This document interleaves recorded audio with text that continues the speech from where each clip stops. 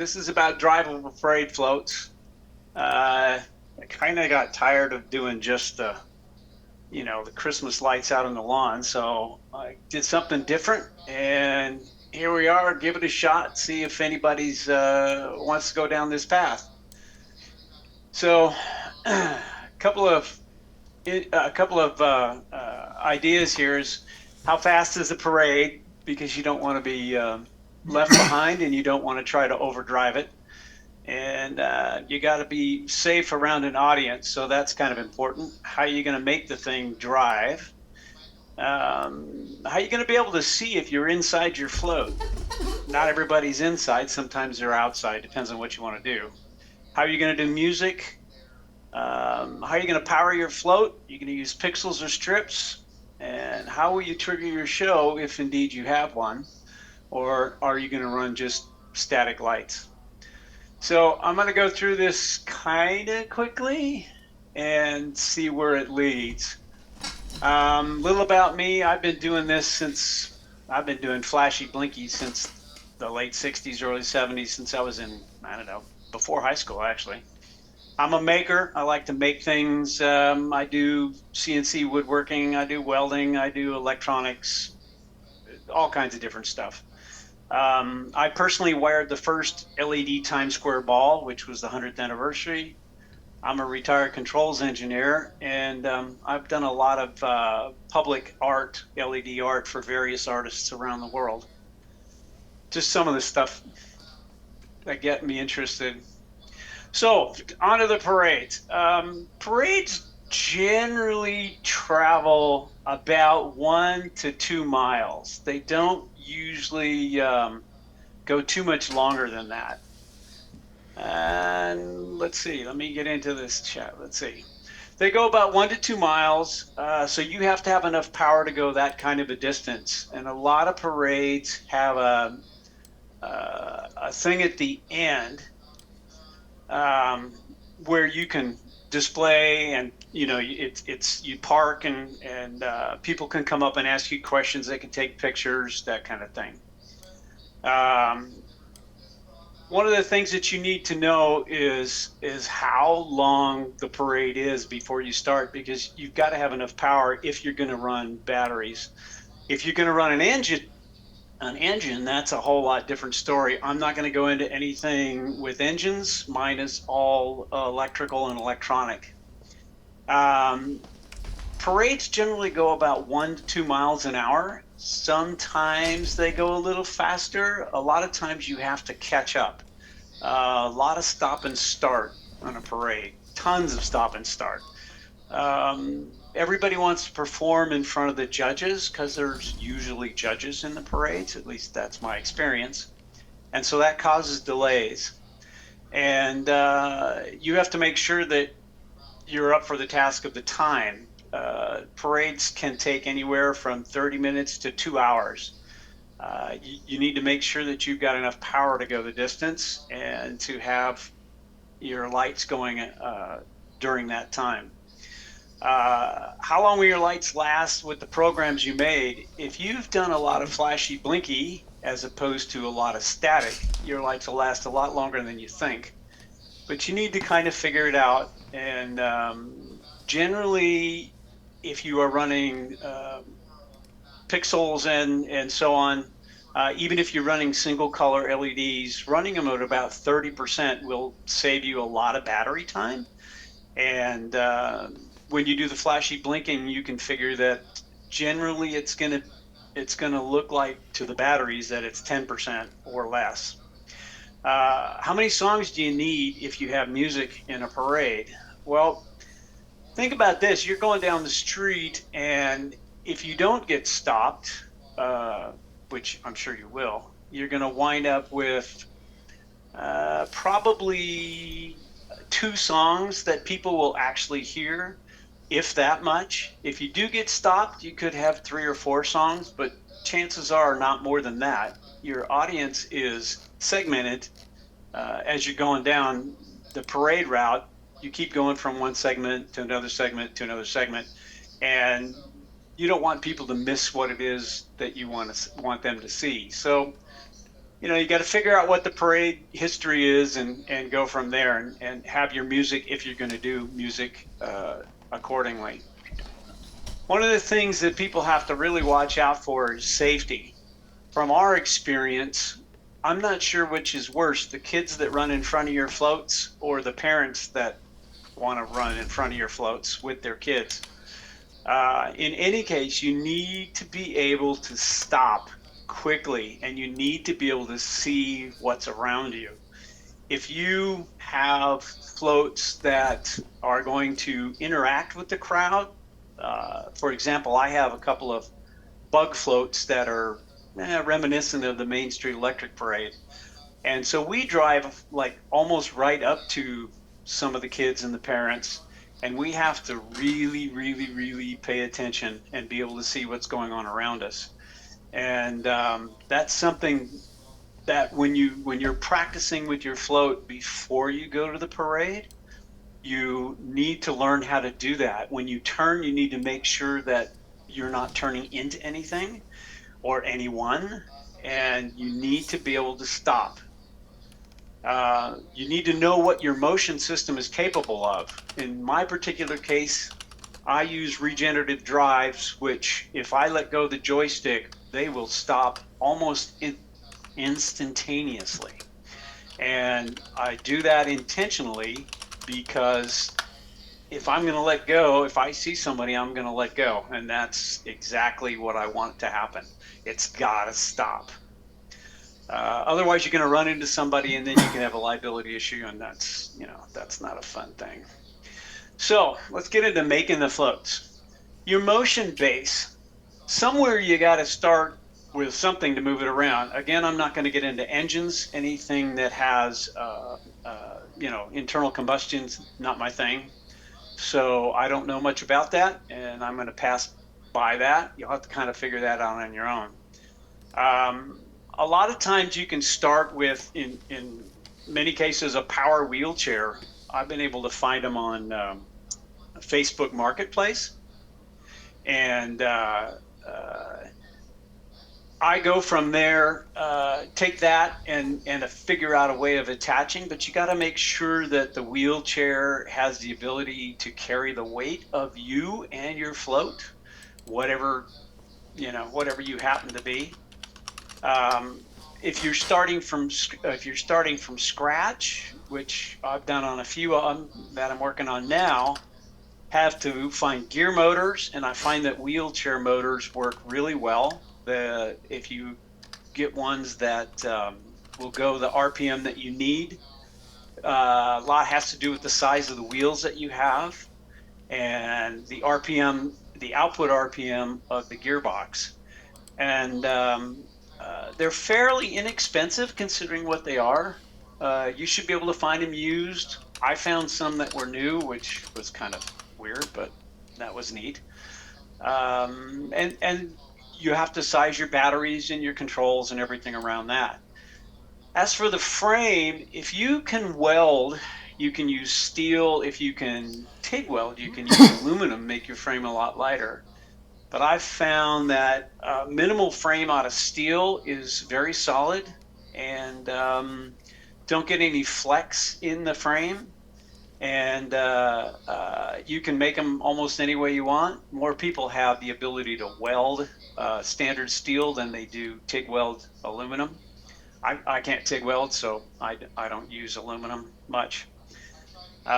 You got to be able to interface your I'm going forward a little bit. You got to be able to interface your motors to your wheels. So you're going to have to make hubs or buy hubs if you can find them. If you, as you can see in the pictures that I have here, the first ones I made were wheelchair based. And by the way, I have to give credit to Jerry Jewell. He's where I got the idea to do this. And you see the I figured out attachments and so on, but the wheelchair here worked out really well.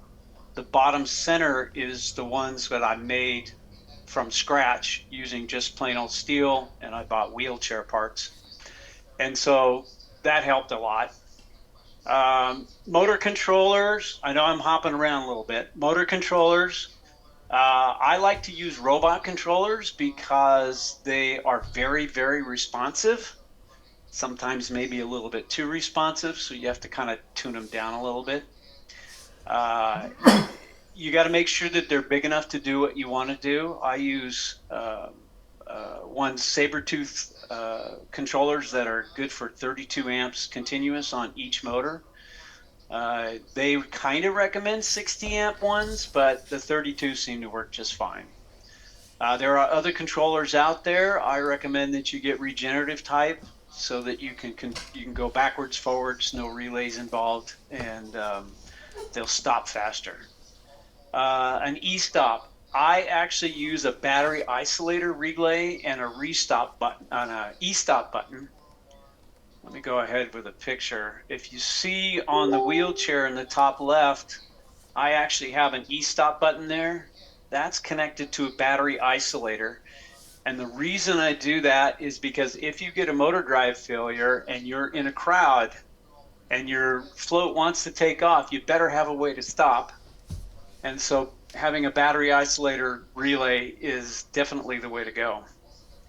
Wiring, when you wire these things, you got to make sure that you have enough current capability from the batteries to the drives to the motors. Personally, I use number 6 wire and then split it off into two number 10s because that's all the drive will handle. And I get plenty of current to my motors and plenty of current to my lights, so I don't have a voltage drop problem. And attaching the outer float, again, back to top left-hand picture, you see this crossbar in the front and there's one in the back. In my particular case, that's how I wind up attaching the floats. I build the cages or the bodies and I make crossbars. If you look at the middle top, there's a crossbar there, kind of a U shape upside down. That attaches to the float or to the motion base, and that gives me a way to put it on, take it off, that kind of thing. So when you construct your float, if you take a look at the steel frame, the second picture on there, that steel frame is rebar. Rebar is actually fairly inexpensive. It's easy to weld. And actually, I cut it with a pair of bolt cutters. The reason I do that is because when you cut it with a pair of bolt cutters, it kind of gives you bevels on both sides. So when you go to weld, you've got a groove to weld into so you can get some good deep penetration. Uh, there's a lot of ways to build these things. I prefer welding and going through that because it just makes it a lot easier and a lot more solid. The third picture is the pixel mesh, what I call pixel mesh. It's really fencing material and it's 1/2 inch by 1/2 inch.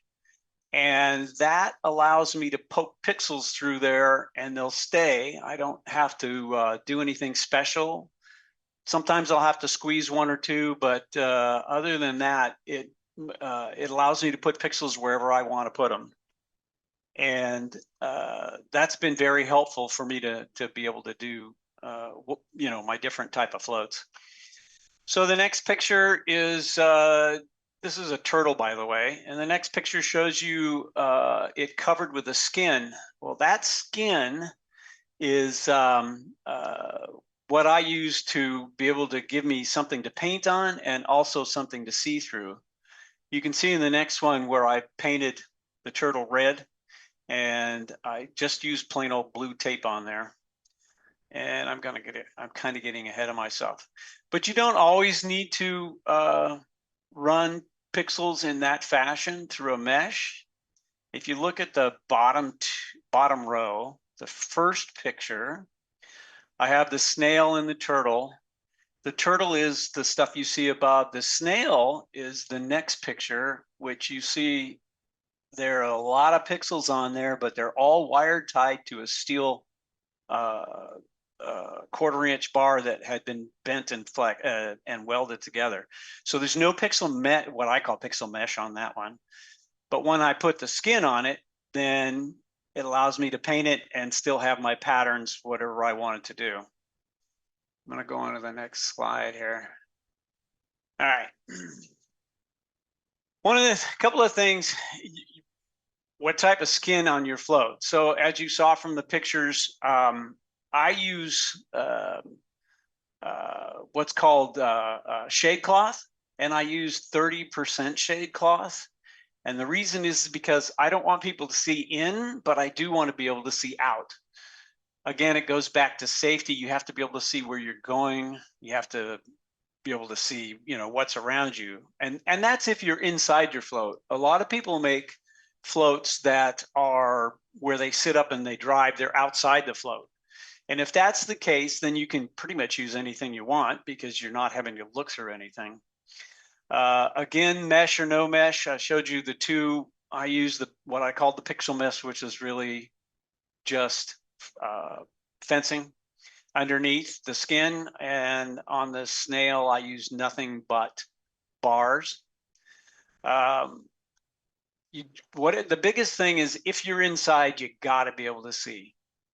So painting and decorations, if you're painting, you can paint on that skin. And again, I'm kind of concentrating on what I've done, which is doing floats that we sit in and drive to give the illusion that nobody's in there and that you're, you're a character or, something like that.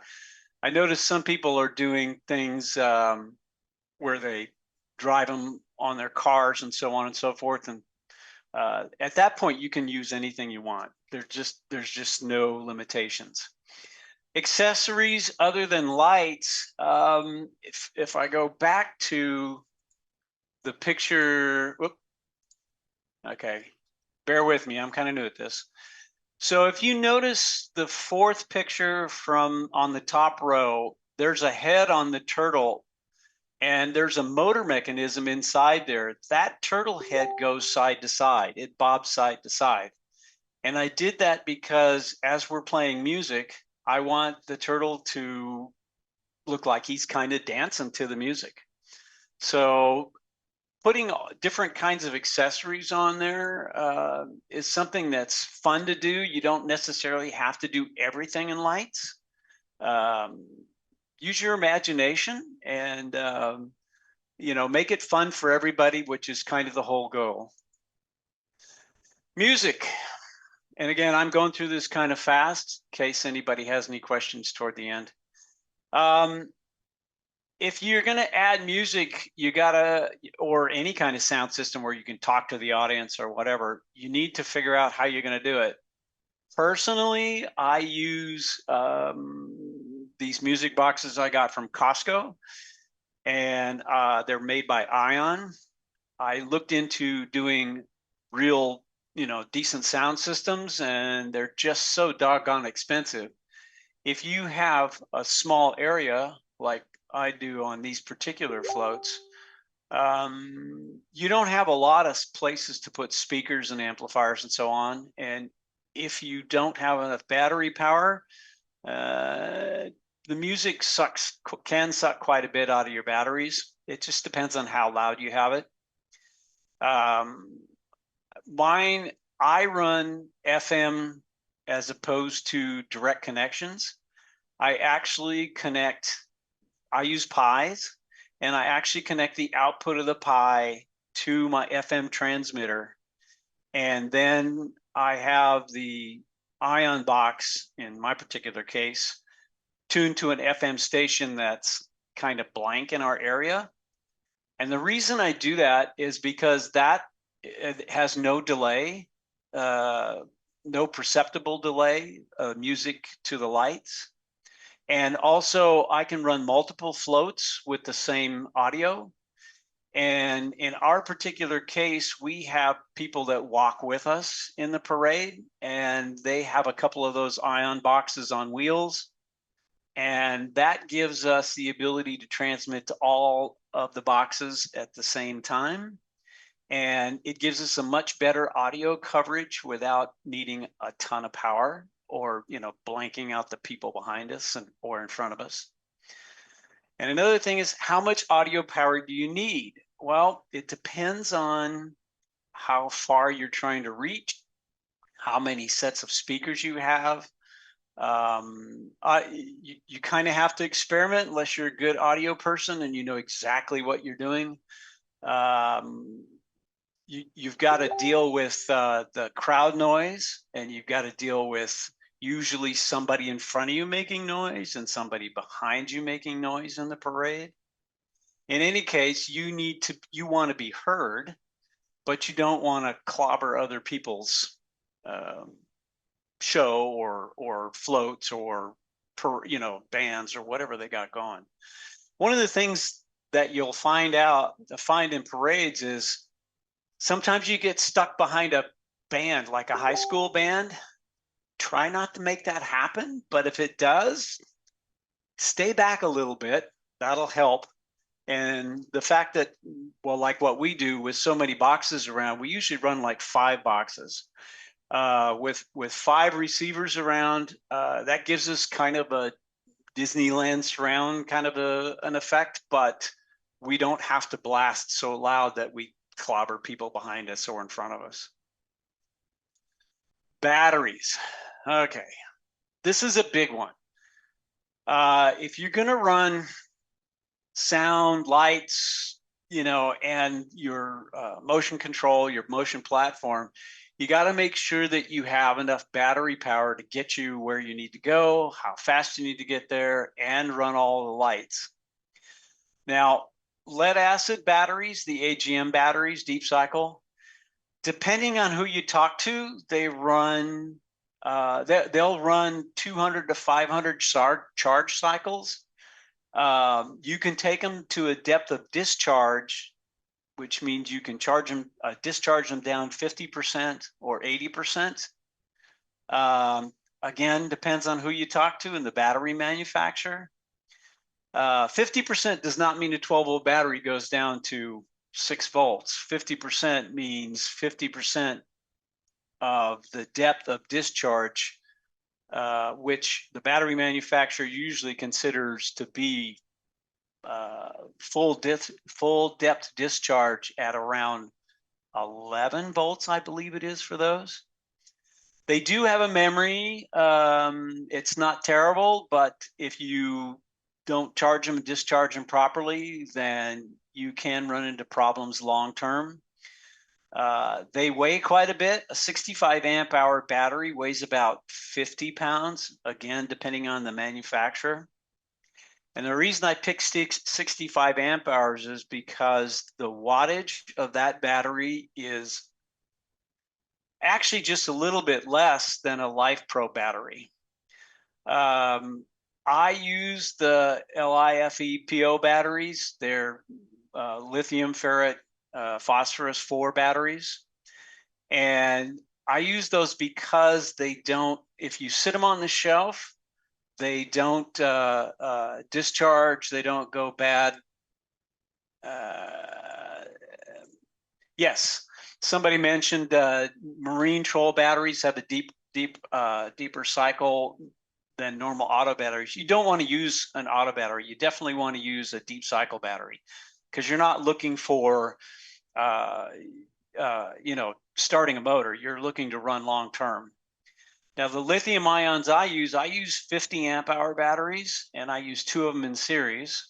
But you can charge them 1,000 times, 4,000 times, over and over and over again. And the depth of discharge, you can take them down 100%. So you can take them till the BMS, the battery management system, shuts them off. Of course, you don't want to get that low, but it happens. They don't have a memory, and they weigh almost nothing in compared to regular batteries. Some of the wheelchair batteries that I've pulled out, the 100 amp hour batteries, I pull 105 pounds worth of batteries out, or 110 pounds of batteries out, and I put 25 pounds or 22 pounds of batteries in, and that gives me some extra weight. As a matter of fact, they almost pull up, they almost completely eliminate the extra weight from the float itself, or from the cage of the float. Gets close. But I've run these particular floats with lights running, sound again in the ions, they have their own internal batteries. But I've run these through a parade that's 1.25 miles, and I've run the lights as we sit at the end of the parade so people can come by for a couple of hours, and I still had 40% battery life left. So it's kind of important that you have enough battery life. Unfortunately, some people that have run the AGM batteries have had to kind of get ahead of the parade so that they could get parked, so that they didn't run out of battery power. It's real important that you don't run out of battery power, or you're going to be pushing your float, or you're going to be turning the lights off. So jumping ahead, pixels or strips, why not use both? If you notice on my turtle, I use both pixels and strips. And I do that because the strips, I run single color, and I leave them on the whole time so that it outlines the head and the tail. I do that on both the turtle and the snail, and I only use the body of the float for the light show part of it. And I do that because I want them to be recognizable as they're coming down, the parade route.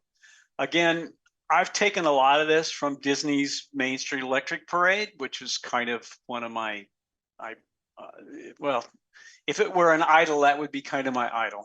I have enjoyed that over the years.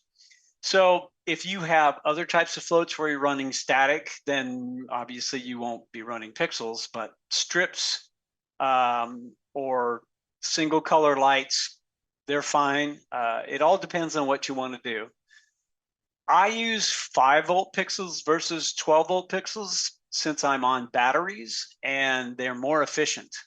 The 12-volt pixels take more power. They don't take more current or more voltage, take more power. So the 5-volt are more efficient. Running them on batteries for us works better. That triggered. Anyway, DC to DC converters, I use those. I try to get the 95% ones if possible. They're 95% conversion rate. That in reality is only when they're fully loaded. Anything less than full load, they are less than 95%. But it can happen.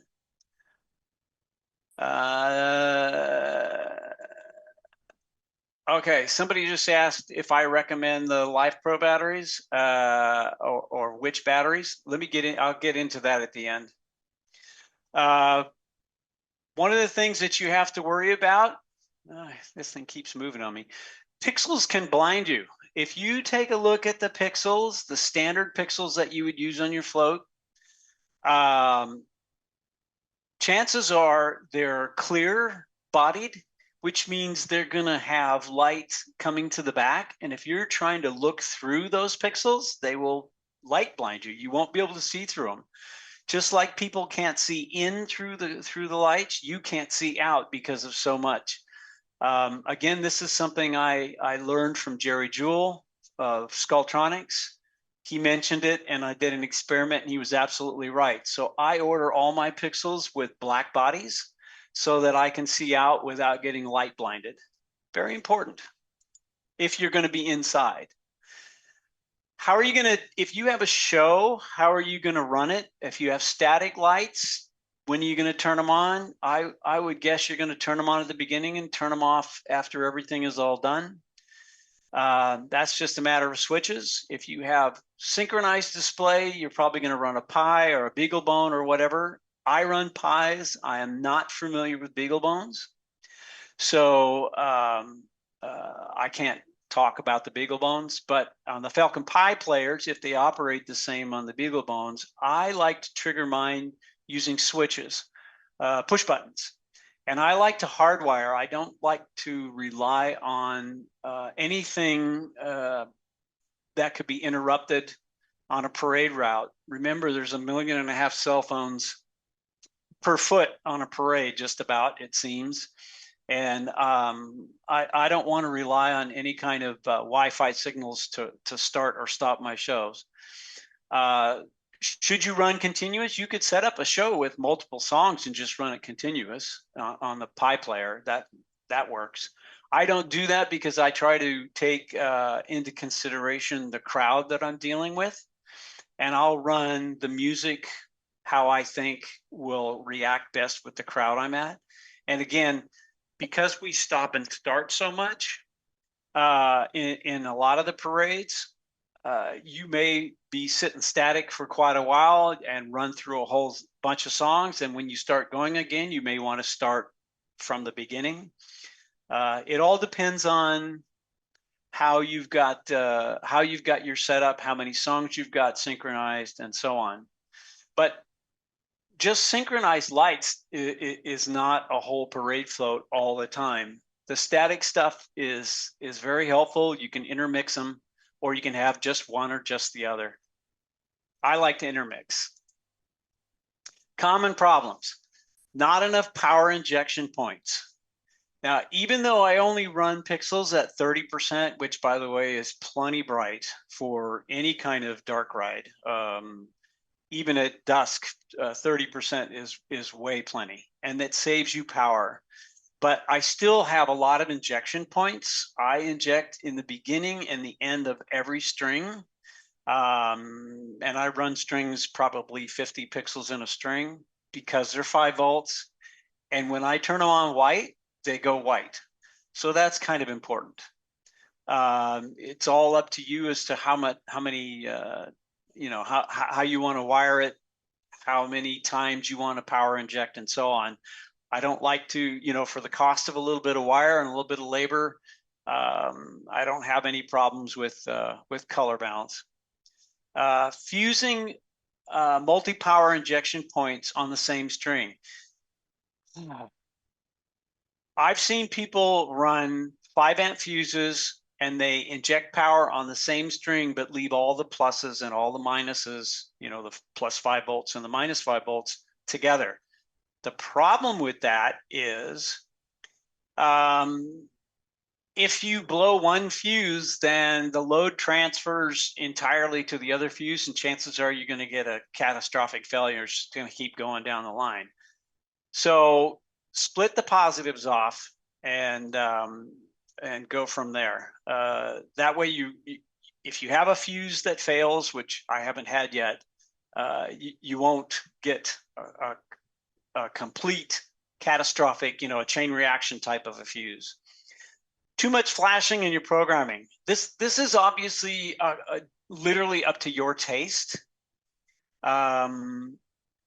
I don't particularly like too much flashing going on because I want your eye to have some persistence of vision on there. So that another thing, since I'm running strips that are single color for the outline and I only have the body flashing, I still calm down the flashing some. A lot of people like to get carried away with it. It's good in some places, but again, it's literally up to your taste and how you want to do it. Let's see, where are we at now? Okay, questions. There was a couple of questions in there. What power would I recommend for daytime parade floats? You're not going to gain that much between, say, 30 and 50%. You could run over 50% if you have a couple of things. One, you have to have the battery power. Two, you're going to have it wired such that you have good power distribution. And three is pixels during the daytime, they get washed out. And I don't know. To me, I kind of wouldn't even really waste my time doing pixels during the daytime float. I would do more decoration and stuff like that, or make some sort of shading on your pixels so that they're at least visible. Circuit breakers or fuses. I prefer fuses because they're much faster. They will react when they're supposed to. Circuit breakers are kind of slow and they're kind of iffy. Let's see, going down here. what power percentage are combined? Daytime, fuses, sugar breakers. Okay. Somebody asked about batteries. I use lifetime batteries. Go on Amazon. There's all kinds of different battery manufacturers. The ones I use are good for 5 years warranty wise.